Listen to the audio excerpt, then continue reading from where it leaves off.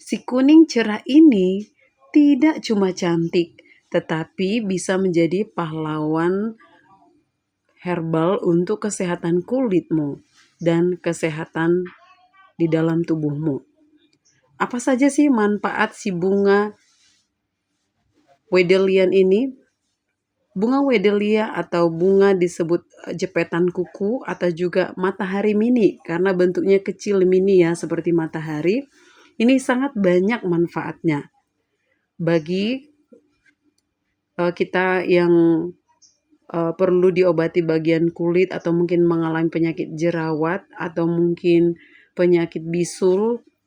Anda boleh balurkan daun wedelia atau Anda boleh rebus daun wedelia dan Anda boleh oleskan di kulit Anda yang mengalami jerawat ya atau bisul atau luka ya.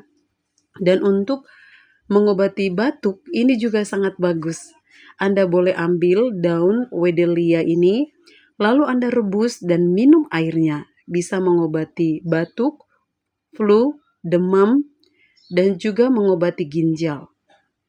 Dan daunnya ini sangat bagus untuk kita ibu-ibu yang sudah mungkin 40 ke atas, yang sudah mulai muncul si putih-putih. Ini bisa bagus untuk membuat supaya ini seperti inai ya, seperti inai yang bisa untuk mencat rambut kita secara alamiah ya, mengobati uban dan juga menyuburkan rambut kita. Jadi sangat bagus kita gunakan untuk rambut.